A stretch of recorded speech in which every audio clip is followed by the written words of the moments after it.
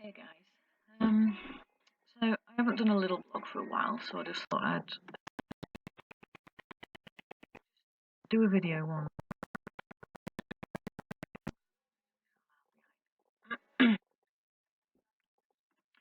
So um, this week has been really shit, to be honest. Sorry for swearing, but this time last week, I was told that my nan didn't have long to live, and she'd signed a DNR. Um, and I've just been sort of living on adrenaline, really, as everyone, and we've been excuse me, so by her bedside for us as often as we could, and she seems to be holding her own at the moment. So, but it just it just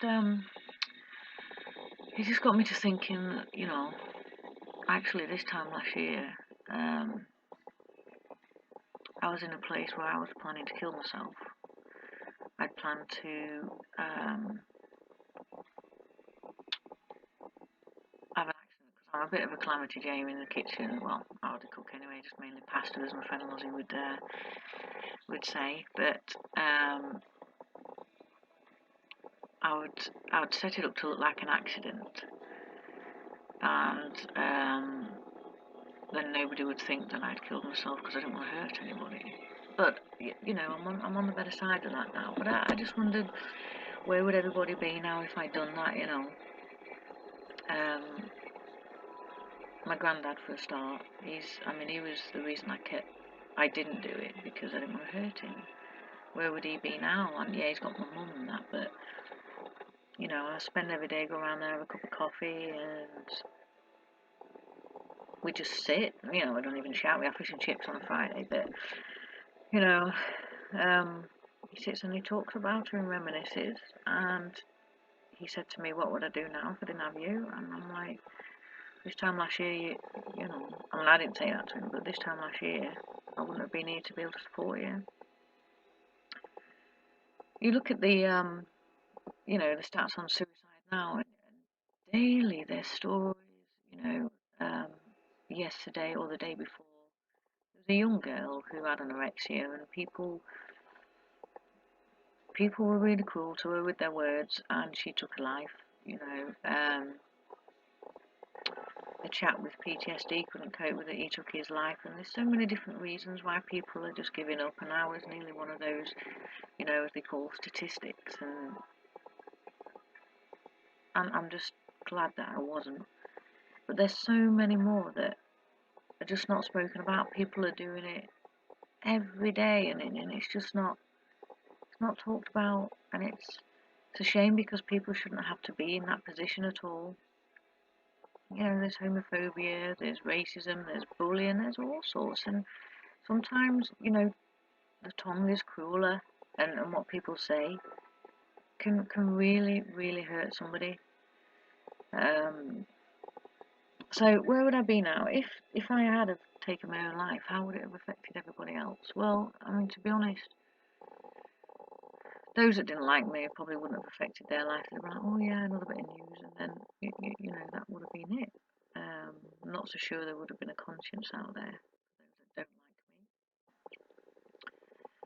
But those that do love me, my granddad, would that have been the end of him? Would that have been the end of my nana? Because they wouldn't have been able to cope with the grief.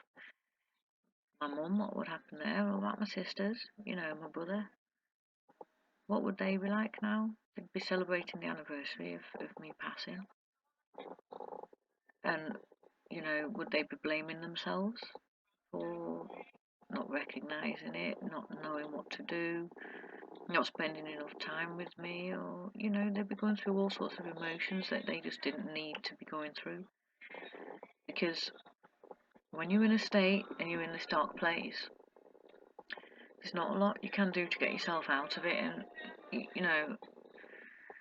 you push people away. So as much as you want somebody to be there for you, you just push them away as a protection method. And I did that. So You know, people would be blaming themselves for no reason because it would have been me pushing them away. Those that, you know, I don't see very often now. I've got dear friends, you know, who I don't see. What would they be feeling now? You know, all the hurt I'd have been causing them.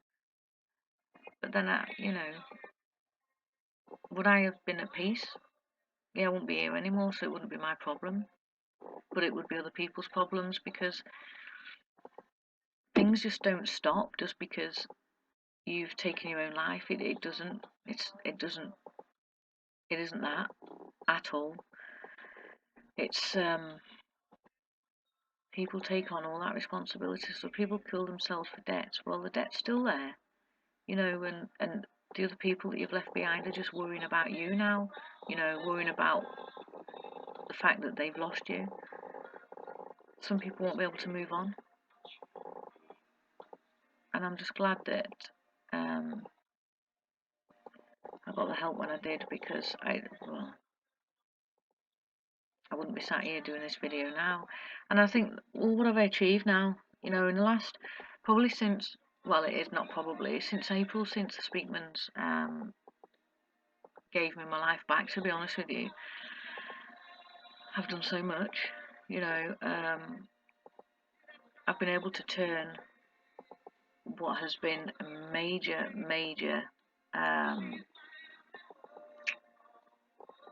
just a massive noose around my neck, you know, is now, it's not just loosened, it's gone.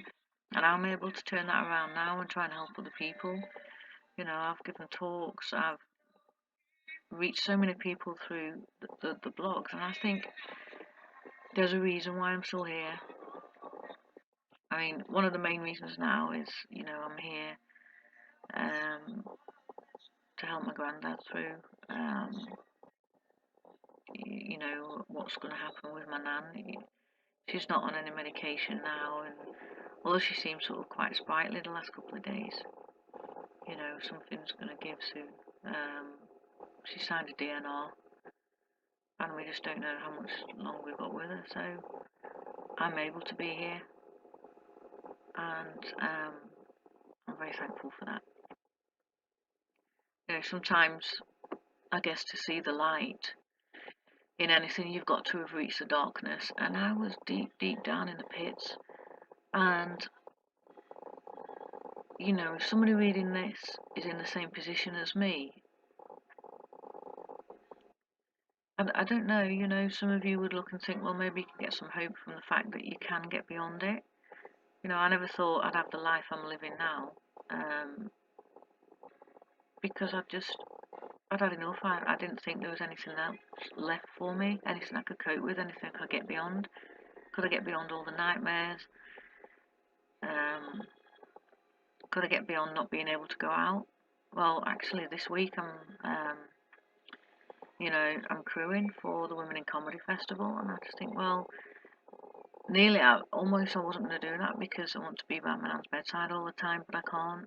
You know, I don't want to go too far, so I've had to cancel things that are out of my area because I want to be here if well, not if, when the time comes. But I'm getting myself out locally, and I wouldn't have thought I could do that, you know. I've set up a new charity that's now helping other people called Behind the Mask because I've been there, you know. This, what you see today, is a genuine face. It's got some emotion on it, because I'm thinking about my nan and my granddad, and I'm thinking about what I could have lost, you know. And I grieved for the person that I was before the PTSD took its hold on me, but I can now celebrate the person I now am, you know. And with that, I can do so many different things. And my granddad may never walk me down the aisle because I'm just not, I don't know, the relationship thing. I don't know if it's just me that's not ready, or I'm too independent, or I don't know what it is, but you know, he's not going to walk me down the aisle. But what I didn't want to do is for him to walk down the aisle following my coffee. You know, it's not going to happen. And I survived it, and you can come through it. And if anybody can take anything from this, it's that things do get to you, things take a hold of you. You know, I was sexually abused as a child, so you know my innocence was taken away so early on. I was extremely underconfident. I had no friends because I couldn't relate to people, I couldn't communicate with people. I joined the RAF. The most amazing time of my life, because I found myself. I found who I was. I found out that I was strong and I was capable and I was clever. I found some amazing friends that will be friends for life. You know, my dear friend Lozzie, I love her to bits and she's like a sister to me. And if I hadn't have joined, I would never have met her. Mish, she's such a lovely girl. Made Lozzie so happy, and that's good for me. And she's also like a sister to me. I let her down terribly through the darkest times, but hopefully we'll get that back, and she can see that, you know, it was what it was, but I am genuine, I am honest, and we'll get that back hopefully. But you know, the best thing about being in the RAF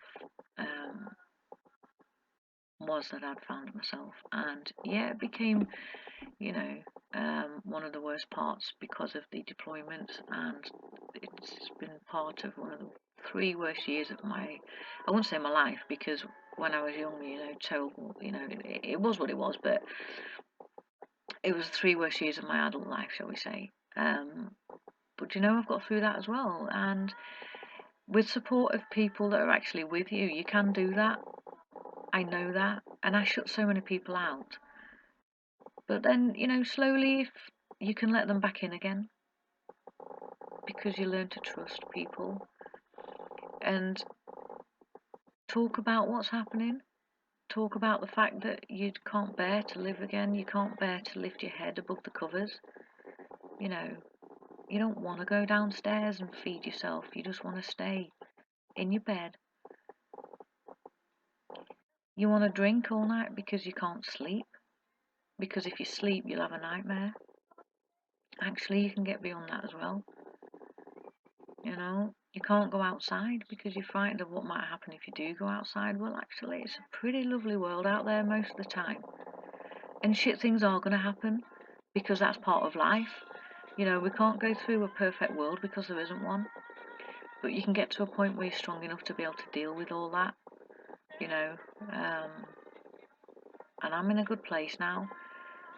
And I want to be able to help other people get to that good place. And I just think, well, come on, let's give it a go. Let's do it. I'm no longer wanting to kill myself. And I will have good and bad days, because everybody has good and bad days. But they're not demon days. And they're not days where I think, well, actually I can't bear this anymore. And there's never going to be a day when anybody has to follow my coffin down the aisle unless it's for a natural thing. And that for me is a great realisation. And if we can help anybody else get through that, then I'd gladly do. You know, I've survived some horrific things in my life,